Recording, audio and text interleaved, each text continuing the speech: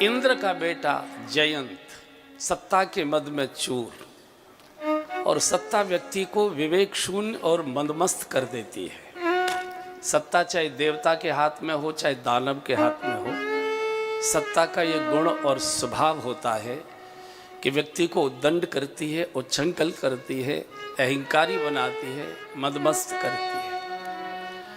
और वो भगवान की परीक्षा लेने आ गया, लेकिन दंडित हुआ। भगवान ने भी डांट कर कहा कि इतने बड़े पिता के पुत्र होने के बाद ऐसा आचरण करते हो, शर्म नहीं आती? बाप की भी नाक काटते हो।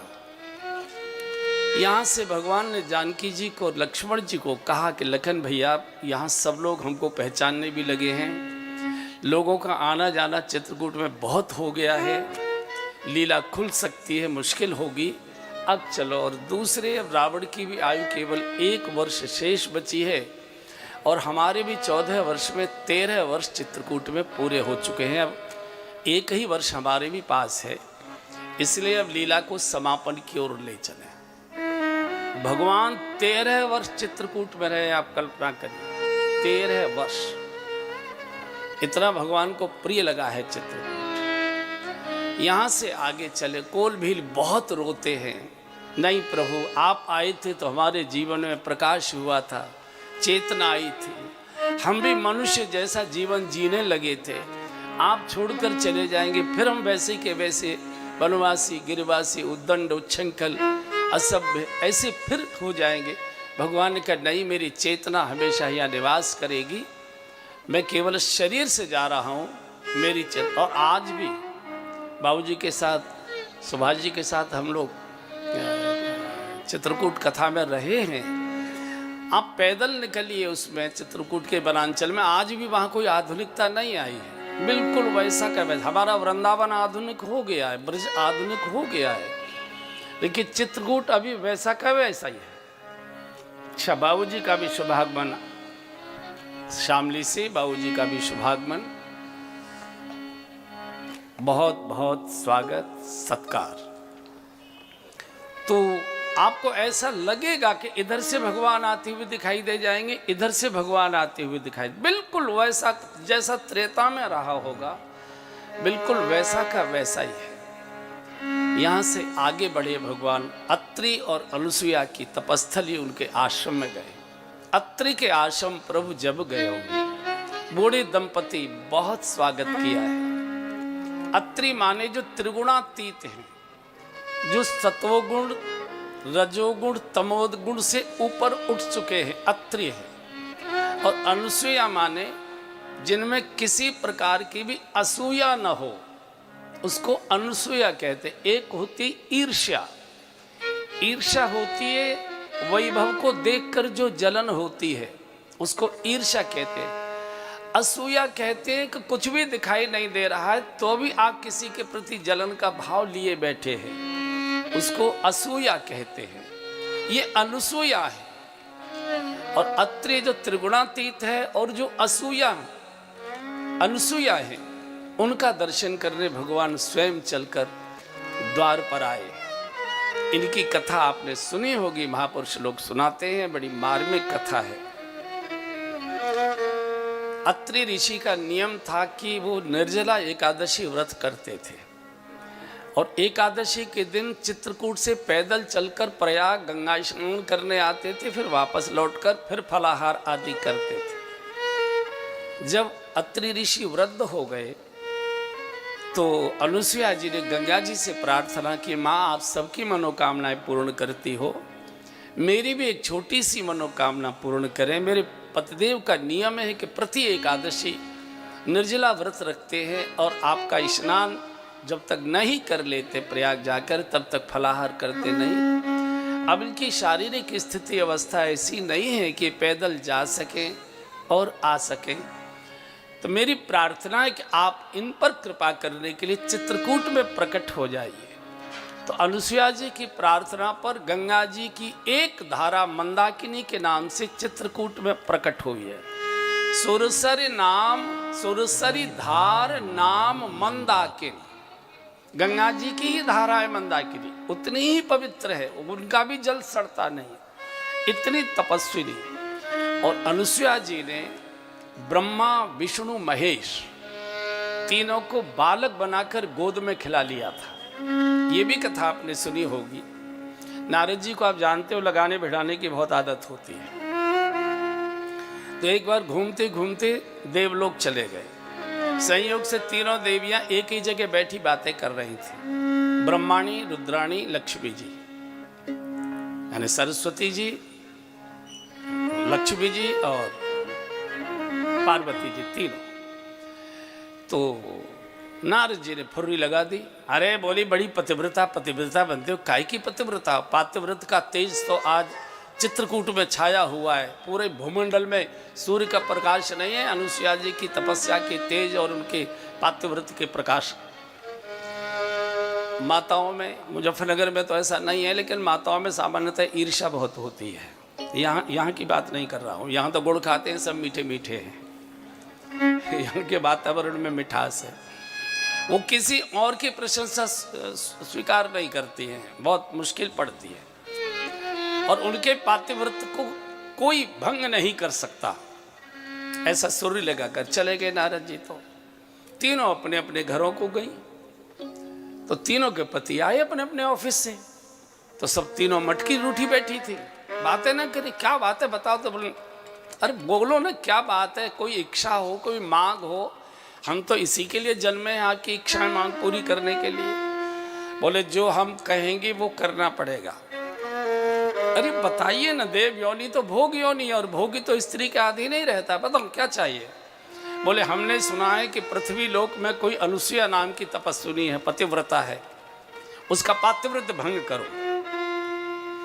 देवताओं को अपनी अपनी पत्नियों को फटकारना चाहिए था। पातिव्रत भंग नहीं किया जाता, पातिव्रत की परीक्षा भी नहीं ली जाती, पातिव्रत को प्रणाम किया जाता है।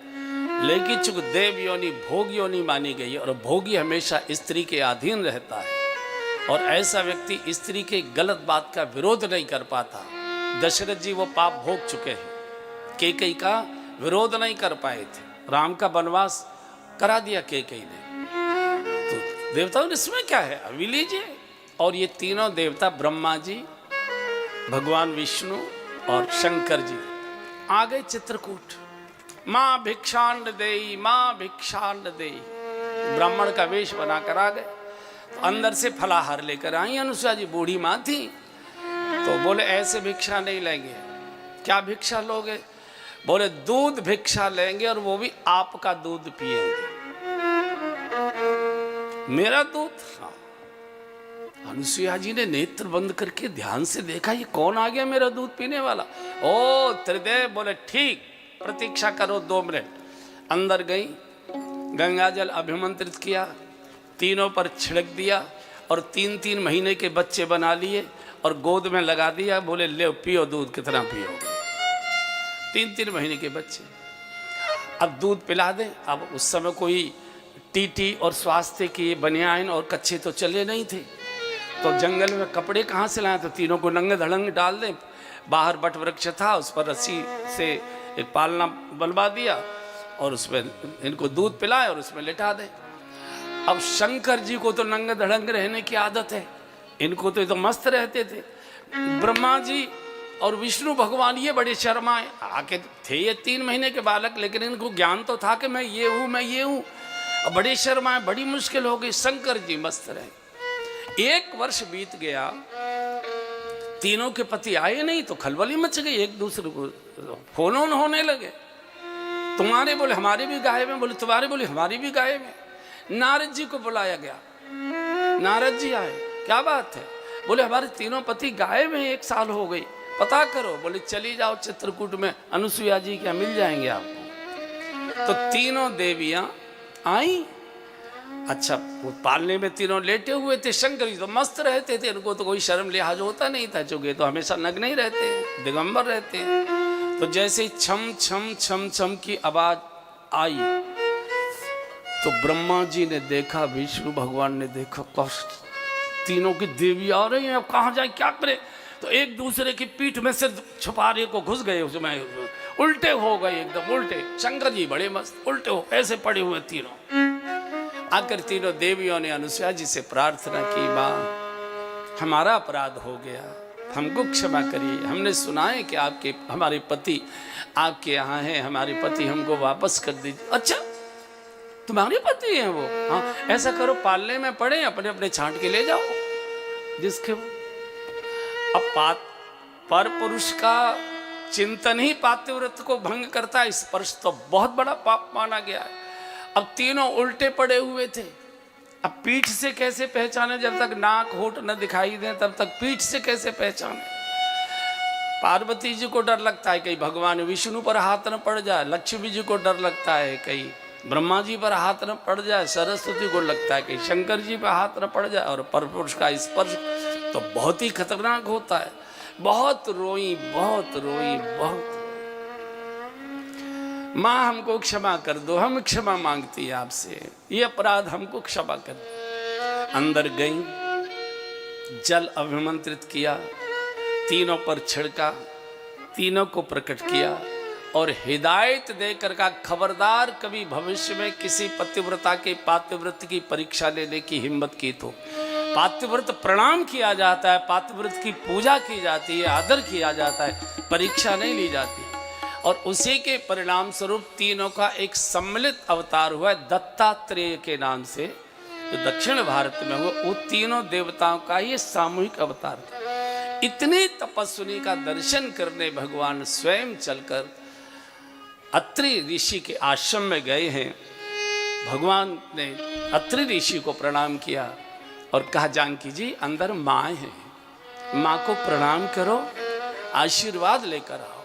और जैसे ही कुटिया के अंदर जानकी जी गई है, एकदम शीश रख दिया चरणों में। गोस्वामी जी लिखते, अनुसुईया के पद गए सीता, अनुसुईया के पद गए सीता, मिली बहोरी सुशील विनीता, मिली बहोरी सुशील विनीता, ऋषि पत्नी मन सुख अधिकारी, ऋषि पत्नी मन सुख अधिकारी, आशीष दे निकट बैठाई,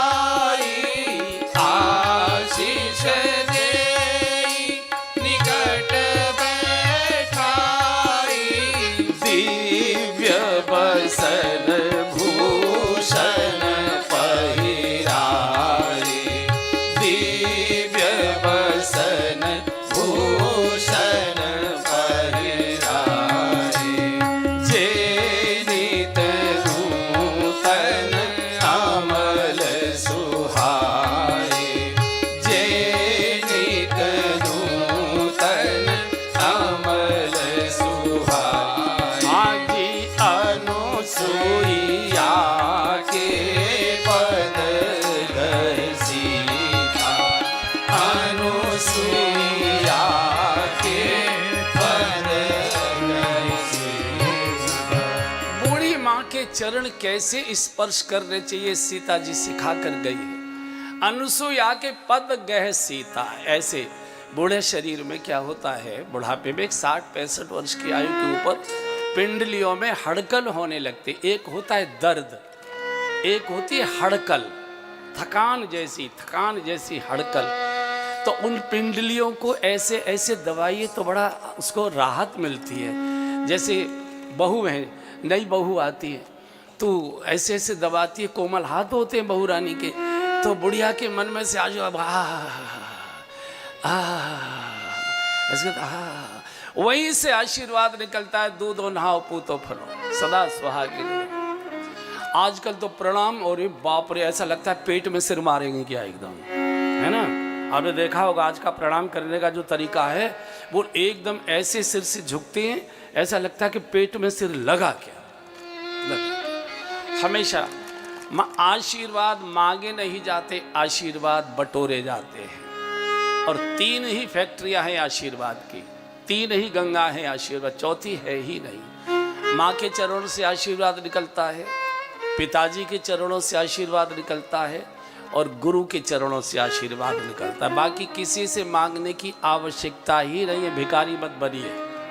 केवल 3, माँ के पास बैठो, बूढ़ी माँ के पास बैठो, थोड़ी देर उसकी पिंडली दबाओ, पैर दबाओ, हल्के हल्के, बिना मांगे आशीर्वाद से माँ झोली भर देगी। पिता के पास बैठो, वृद्ध पिताएं, बातें करो इधर उधर की, कुछ भी उन्हें सुनाते रहो, अपना जो कारोबार है उसकी भी उनको रिपोर्टिंग करते रहो, धीरे धीरे पैर दबाते रहिए। ठीक है, हमने नौकर रख लिए होंगे सेवा के लिए, सेवादार रख लिए होंगे, वो दबाते होंगे, लेकिन आनंद तो पुत्र के ही हाथ से मिलता है, माता पिता को नौकर के हाथ से नहीं मिलता है। नौकर नौकर ही होगा, नौकर नौकर ही होता है। तो कभी कभी जरूर थोड़ी देर के लिए, और जो बूढ़ी माताएं बैठी हैं यहाँ, उनसे भी मेरी प्रार्थना है कि वैसे तो बहू आती नहीं है, लेकिन अगर आ भी जाए तो टोकना, अरे आज कैसे आ गई, किसने कह दिया, कैसे, ऐसा भी मत बोले। और दूसरे, जब कोई बहू, आजकल वैसे ही बहुरानी कोमल बहुत होती हैं, एक तो शरीर पतला करने के लिए खाना पीना भी बहुत कम करती है, तो थोड़ी देर के लिए शुरुआत हुई तभी से कहना बस बस बेटा, बस बहू हो गया, बहुत अच्छा, बड़ा आशीर्वाद, बस बस बस बस बस करते रहोगे तो उसको भी दबाने में आनंद आएगा। और लंबे पैर कर ही दिए तो फिर 2 दिन के बाद उस कमरे से निकलेगी भी नहीं सामने से बहू रानी। हमारे पुराने कथावाचक थे, बड़े बूढ़े बूढ़े साधु, जब हंसी मजाक सुनाते तो बहुत अच्छा लगता है। बोले कथा सुनने गई थी, जाती थी एक बिटिया अपनी माँ के साथ, तो उसने सुन लिया था कि बूढ़ी सास के पैर जरूर दबाने चाहिए, बिना मांगे आशीर्वाद मिलते। और माँ ने भी डोली में बिठाते समय कहा था, बिटिया जैसे भी हो थोड़ा सा। अब ये बहू रानी बेचारी वैसी पतली दुबली कॉन्वेंट की पढ़ी हुई और ससुराल मिली, सास रानी इनकी थी लड्डू कचौड़ी खाए हुए, एकदम अच्छी गुदगुदी बढ़िया। अब जो है माँ की बात याद आ गई, पैर दबाने लग गई ऐसे। अब माँ को तो, सास रानी को तो बड़ा सुख मिलने लगा। अब ये बुढ़िया मना न करे और ये हाथ न छोड़े, बहू कैसे करे, जब तक वो न कहे बेटा जाओ जाओ बस बहुत हो गया, सो आराम करो, तब तक बड़ा मुश्किल। तो बहुत देर के बाद इसकी जान निकली जा रही बहू रानी की। तो बुढ़िया ने पूछा कि क्या नाम था उसका, जो भी नाम होगा, चूंकि इनमें से कोई न कोई उसी नाम का निकल आया तो बड़ा मुश्किल बैठा है। उसने पूछा कि राम बेटी, हाँ हाँ मम्मी, क्या भाई बहन हो तुम? बोले 3 भाई 2 बहन। अच्छा, फिर लग गई बेचारी। फिर आनंद में बुढ़िया को फिर खर्राटे आने लगे। फिर धीरे से उसने हाथ हटा के उतरने की कोशिश करी, फिर बुढ़िया जाग गई। राम बेटी, उनमें से शादी कितनों की हो गई? बोले 1 भैया की हो गई, 1 मेरी बहन की हो गई है, बाकी अभी 3 कुंवारे। फिर लग गई बेचारी। फिर इसको बुढ़िया को अच्छी नींद आ गई, तो फिर इसने जैसे ही पलंग से पैर नीचे उतारा, बुढ़िया फिर जाग गई। राम बेटी, हाँ माता जी, कितने बताए थे तुमने बहन भाई? बोले 4। 4? 2 भाई 2 बहन हैं? 9 बजे तो तूने 5 बताए थे। बोले माता जी 9 बजे तक तो 5 ही थे, अब तुम मुझे तो जिंदा छोड़ने वाली हो रहे। हमेशा बना करने नहीं, बस बस बस बेटा बस बस हो गया हो गया, इससे प्रेम और आकर्षित होता है।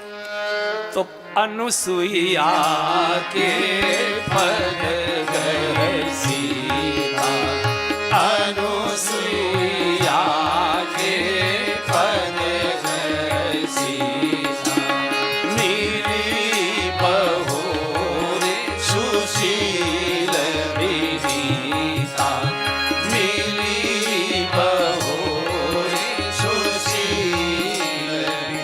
बहुत प्रकार के अनुसुईया जी ने आशीर्वाद दी, बेटी तुमने नारी धर्म की रक्षा कर ली। अगर तुम वन को नहीं आई होती तो तुम्हारा नाम लेकर संसार की भविष्य की नारियां पति पति पत्नी धर्म पतिव्रत धर्म छोड़ देती, मिटा देती। पति का सुख में तो साथ देती, दुख में साथ छोड़कर चली जाती। तर्क देती, अगर जानकी ने अपने पति को दुख में साथ नहीं दिया तो हम नहीं दे रहे, तो ऐसी कौन बात। तुमने एक नई लीग निर्माण कर दी। बूढ़ी माँ की आंखों से आंसू आ गया। दिव्य बसन भूषण पहराए, मालूम था कि 14 वर्ष तक वन में रहना, ऐसे वस्त्राभूषण धारण करा दिए जो कभी मैले नहीं होंगे, कभी पुराने नहीं होंगे, कभी फटेंगे नहीं। और हे जानकी, नारी का एक ही धर्म है, एक ही धर्म एक व्रत नेमा, काई वचन मन पति पद प्रेमा। नारी को कोई अलग से पूजा पाठ करने की आवश्यकता नहीं है।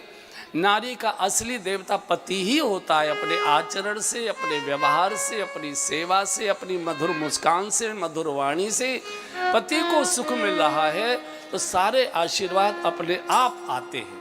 और पति को कलह क्लेश अशांति होती, कितने ही मंदिरों में नाक रगड़ते रहो, कल्याण नहीं होगा। ये पूरा का पूरा अनुसूया गीता है। एक बार इसका बहन लोगों को पाठ कर लेना चाहिए और जितना अपने अनुकूल पड़ता हो उसका पालन भी करना चाहिए। यहाँ से आशीर्वाद देकर विदा किया है। थोड़ी दूर वनांचल में प्रभु ने प्रवेश किया था। सैकड़ों साधुओं का एक झुंड खड़ा था। प्रभु रुकिए, यहाँ ठहरिए। ये देखिए एक बड़ा भारी हड्डियों का ढेर। तो भगवान ने कहा कि क्या कोई खाद का कारखाना चला रहे हो क्या? इतने हड्डियों की क्या जरूरत? साधु रो पड़े। और साधुओं ने कहा, राघव प्रभु जानकर अनजान बन रहे हैं आपको मालूम नहीं? मालूम होता तो मैं पूछता क्यों? बोले ऋषियों के हड्डियों के ढेर हैं। मतलब? बोले राक्षसों ने हमारे ब्रह्मचारियों को, महात्माओं को खा खा कर हड्डियों को ढेर हमारे द्वारों के बाहर लगा दिए चढ़ाने के लिए हमको। खड़े खड़े भगवान की आंखों से आंसू आ गए। मुख से तो नहीं बोले, लेकिन बस इतना सोचा कि मेरे पिताजी के राज्य में साधु संतों की ये दुर्दशा। अस्थि समूह देख रघुराया, अस्थि समूह देख रघुराया, पूछी मुनि न लागी अति दाया,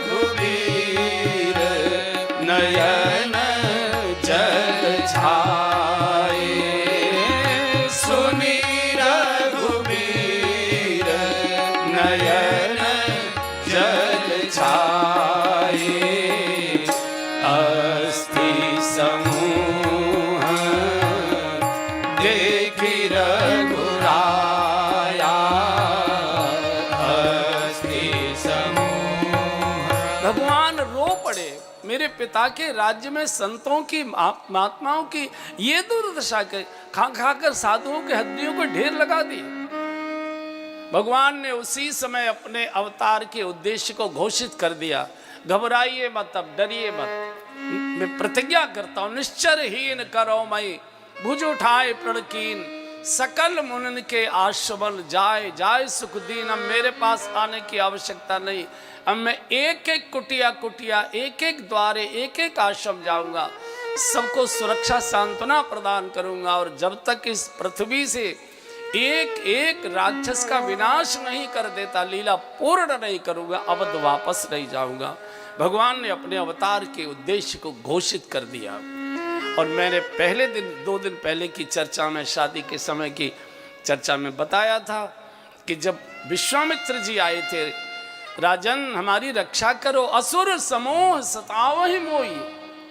विश्वामित्र जैसा पुरुषार्थी महापुरुष जिसने नए स्वर्ग की रचना कर दी, वो भी राक्षसों से तंग आकर रोने आया दशरथ जी के द्वार पर। राजन असुर समूह सतावै मोही, मैं याचन आयऊ नृप तोई, अनुज समेत देहो रघुनाथा। उसी दिन भगवान ने संकल्प कर लिए थे दो। पहला, एक पत्नी के साथ विवाह करूंगा, उसके पहले अनेक पत्नियां रखने की, बड़े जो राजे महाराजे होते थे ये बहु विवाह प्रथा थी उनके लिए। जो भी सुंदर लड़की दिखाई दी, जो भी गुणवान दिखाई दी, वही राजमहल में उसको ले आया करते थे। दशरथ जी के राजभवन में 750 रानियां थी, आप कल्पना करिए 750। वर्ष में दिन होते 365 और रानियां 750। भेंट भी नहीं हो पाती होगी, क्योंकि उस समय शादियां एक स्टेटस संबल थी, सम्मानजनक बात मानी जाती थी। जैसे हमारे घर में सदस्य कितने, ये महत्व की बात रही, गाड़ियां कितनी, हर नया मॉडल हमारे गैरेज में आएगा। तो जैसे ये एक भूख होती है व्यक्ति की, ऐसे ही उस समय थी। और दूसरे, जिसके घर में 750 रानियां, वो राज्य में घूमने का समय मिलेगा उसे। पहले तो कलह सुलझाने में ही जिंदगी निकल जाएगी। तो भगवान ने कहा मैं एक एक आश्रम, एक एक कुटिया कुटिया पैदल जाऊंगा, सकल मुनिन के आश्रम। सबको सांत्वना देकर भगवान यहाँ से आगे बढ़े। तो एक बहुत लंबे समय से, 5 वर्ष की अवस्था से एक ब्रह्मचारी तप कर रहे थे, नाम सुतीक्षण।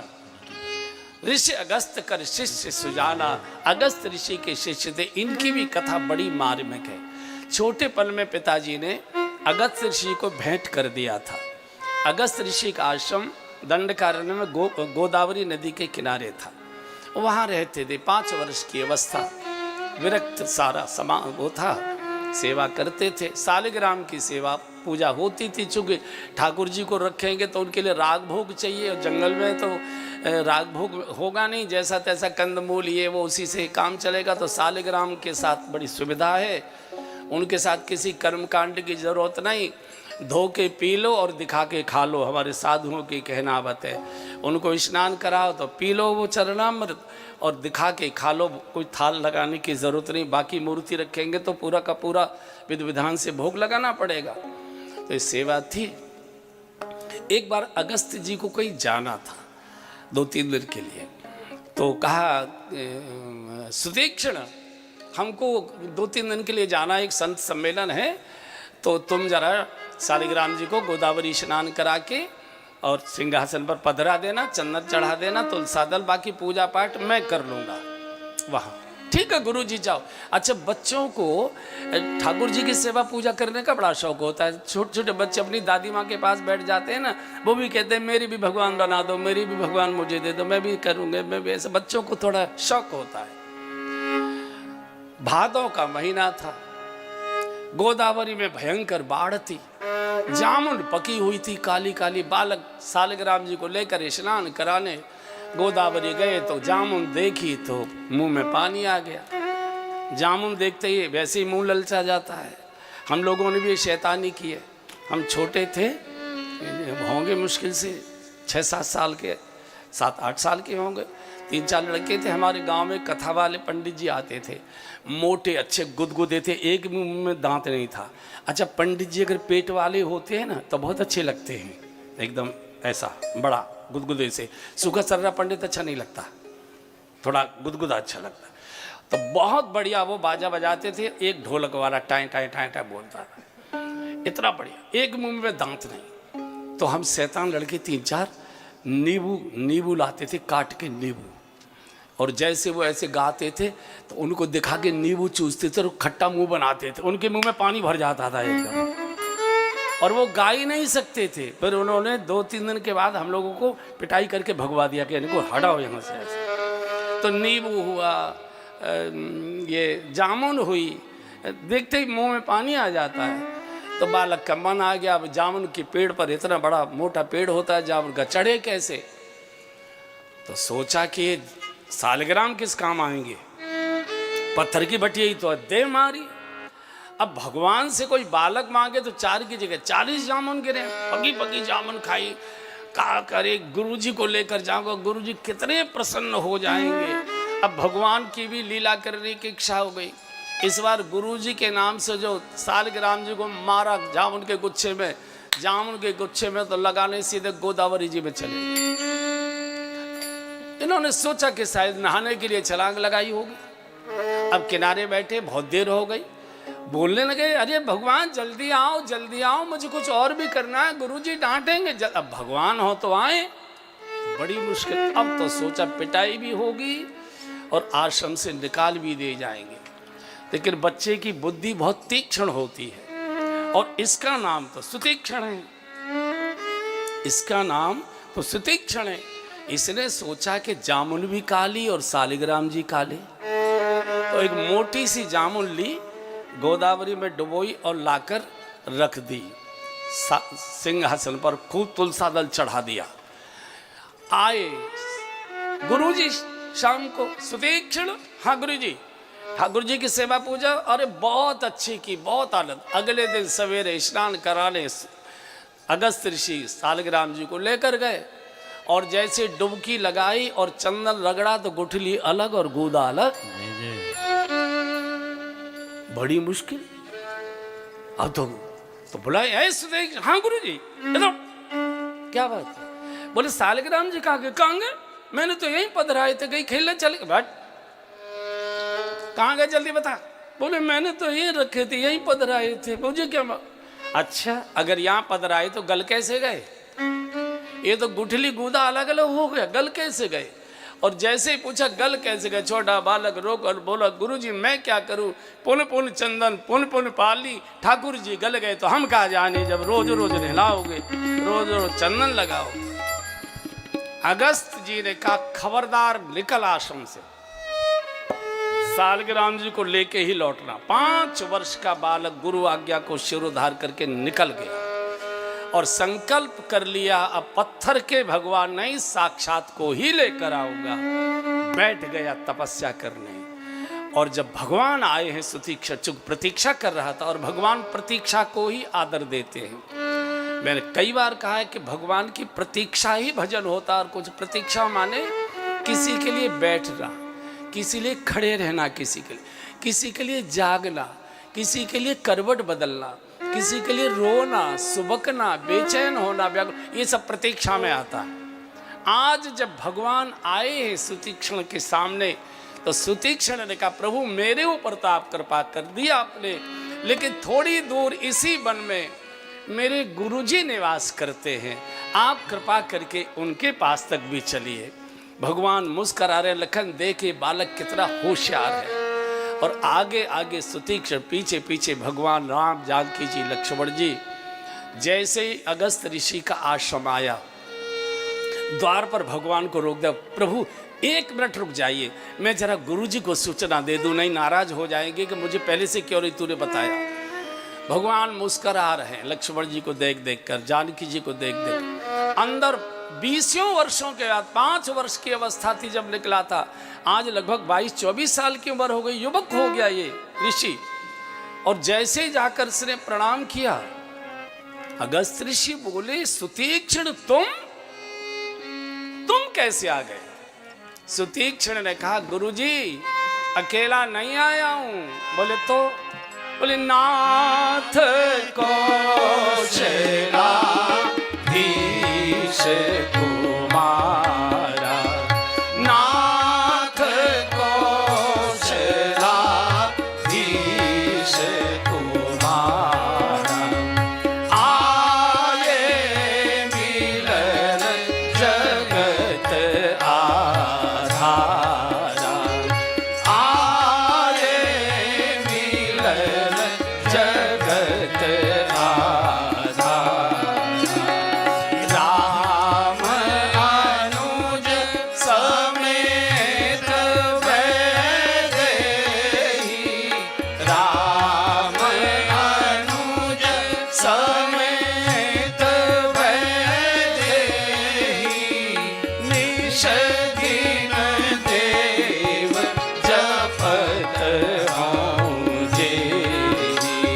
निश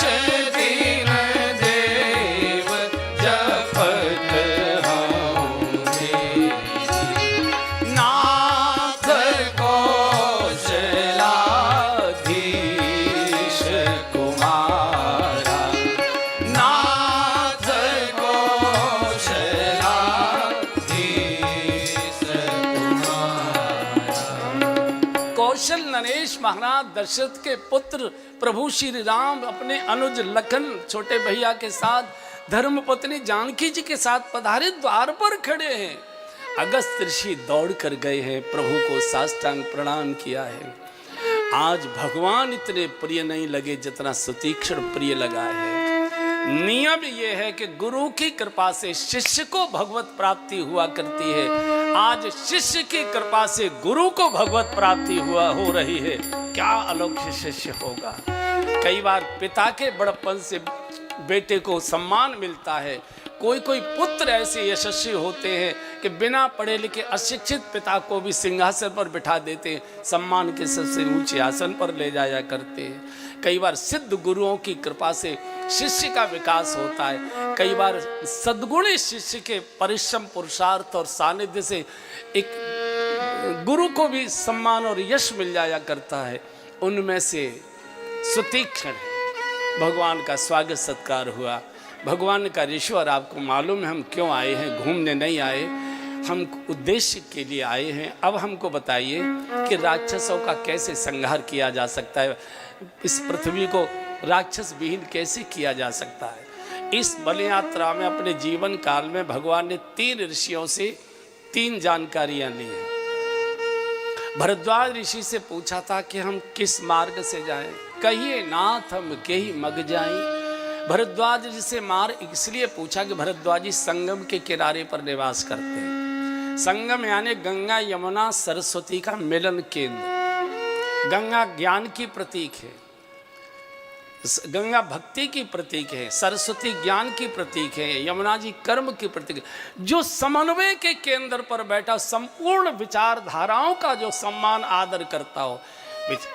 विचारधारा की तो एक की ही पूजा करनी पड़ेगी, लेकिन अन्य विचारधाराओं को भी जो आदर सम्मान के भाव से देखता हो, वही अच्छा मार्ग बता सकता है। संप्रदाय का मार्ग कि हमारा ही मार्ग ठीक है, बाकी सब बेकार है, वो कलह क्लेश में ले जाएगा, वो अशांति में ले जाएगा। इसीलिए आपने देखा है कि कुंभ में भी कई बार चिमटे चल जाते हैं, लाठियाँ चल जाती हैं, फरसे चल जाते हैं, चूँकि वहाँ सांप्रदायिक विद्वेष को भर के आए हैं गंगा में स्नान करने के लिए कि हमारी विचारधारा ही श्रेष्ठ है, हम ही सबसे पहले आगे जाएंगे, हम ही सबसे पहले। नहीं, सभी विचारधाराएं श्रेष्ठ हैं।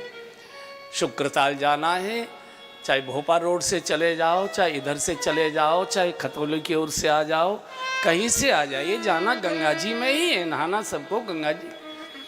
तो 3 ऋषियों से, अगस्त ऋषि से मार्ग पूछा, वाल्मीकि से रहने का स्थान पूछा, और अगस्त ऋषि से राक्षसों के मारने का मंत्र पूछ रहे। उधर भरद्वाज जी से मार्ग पूछा था, वाल्मीकि जी से रहने का स्थान पूछा था, हम कहाँ निवास करें। और आज अगस्त ऋषि से क्यों पूछा? क्योंकि अगस्त ऋषि ने जीवन में 2 काम किए थे, और जो 2 काम करेगा वो बुराई से बच भी सकता है, दूसरे को भी बुराई से बचा सकता है। एक तो इन्होंने विंध्याचल पर्वत को दबा दिया था, एक, और दूसरे इन्होंने सारे सागरों को पी लिया था। विंध्याचल ने एक बार सूर्य से कहा कि मेरी परिक्रमा करो। सूर्य ने कहा कि हम किसी व्यक्ति की परिक्रमा नहीं करते, हम सृष्टि की परिक्रमा करते हैं। तो विंध्याचल ने कहा कि नहीं, मेरी परिक्रमा करो, नहीं मैं तुम्हारा प्रकाश नहीं आने दूंगा। अहंकार का प्रतीक था विंध्याचल, और अहंकारी हमेशा यही चाहता कि जय जयकार मेरी ही करो, नहीं मैं किसी की नहीं होने दूंगा। और ये इतना बढ़ गया कि सूर्य के प्रकाश को ढक दिया, हाहाकार मच गया। तो लेकिन इसमें एक अच्छी बात थी, अहंकारी तो था लेकिन गुरु की आज्ञा मानता था, गुरु भक्त था। तो उस समय अगस्त ऋषि काशी में निवास करते थे। तो सारे साधु ऋषि मुनि मिलकर अगस्त जी के पास पहुँचे, बोले महाराज ये मारे दे रहा, अंधकार हो रहा है, तो इसको शांत करो। तो बोले ठीक है। तो अगस्त ऋषि ने दक्षिण यात्रा का प्रोग्राम बनाया और समाचार भेज दिया इसको कि मैं दक्षिण की यात्रा पर निकलूंगा, 1 रात तेरे यहाँ भी चित्रकूट में रुकूंगा। इसने स्वागत सत्कार किया, तैयारी की, और जैसे अगस्त पहुंचे इसने साष्टांग प्रणाम किया। तो लेटे लेटे ही पड़ा था चरणों में ऋषि के, सिर पर हाथ रखकर ऋषि ने आशीर्वाद दे, बेटा आयुष्मान भव, जब तक मैं दक्षिण भारत से न लौटूं तब तक तुम ऐसे ही लेटे रहना। और अगस्त ऋषि दक्षिण से लौटे नहीं और विंध्याचल लेटे से उठा नहीं। आपने देखा चित्रकूट पठार है, चित्रकूट में वो नहीं है, शिखर नहीं है। तो भगवान को ये पता लग गया कि ऋषियों ने गुरु भक्ति का दुरुपयोग किया है। तो भगवान ने आकाशवाणी से इसको कहा, विंध्याचल को, विंध्याचल चिंता मत कर, तू सूर्य की परिक्रमा चाहता था, कोई बात नहीं, भौतिक सूर्य ने तो तेरी परिक्रमा नहीं की, लेकिन संपूर्ण सूर्यों का सूर्य मैं स्वयं तेरी परिक्रमा करने आऊंगा। और उसी इच्छा को पूरा करने के लिए भगवान ने 14 वर्ष की परिक्रमा की है, 13 वर्ष की परिक्रमा चित्रकूट की है भगवान ने। तो दूसरा और तीसरे अगस्त जी ने सागर पी लिया था। सागर शोक का प्रतीक है, अवगाए शोक समुद्र। और बंधुओं और बहनों, मेरी बात बुरी मत मानिए, अनुभव बोल रहा हूं। व्यक्ति दो समय बिगड़ता है, या तो अहम में बिगड़ता है या गम में बिगड़ता है। या तो धन का, पैसे का, पद का, प्रतिष्ठा का अहंकार होता है तब बिगड़ता है, किसी की नहीं सुनता, या गम हो जाए। आपने कई लोगों को देखा होगा, घर में जवान मौत हो गई, इकलौता ही बालक था और उसकी मृत्यु हो गई, तो व्यक्ति टूट जाता है। और आपने कई लोगों को देखा होगा जो तंबाकू भी नहीं खाते थे, जो चाय भी नहीं पीते थे, वो शराब पीना शुरू कर देते, कारण इकलौते बेटे की मौत हो गई, गम सहन नहीं हुआ, इसलिए गम को भुलाने के लिए और वो हमने शुरू कर दिया पीना। दो ही समय व्यक्ति बिगड़ता है, बीच वाला नहीं बिगड़ता है। तो इन्होंने सागर को पी लिया, सारे जीवन के गमों को घूंट भरकर जो पी ले वही बुराई से बचा सकता है, भगवान को भी बुराई से बचाने का रास्ता दे सकता है। बोले यहाँ से पंचवटी जाइए, वहाँ से आपको मार्ग मिलेगा। भगवान पंचवटी आए हैं,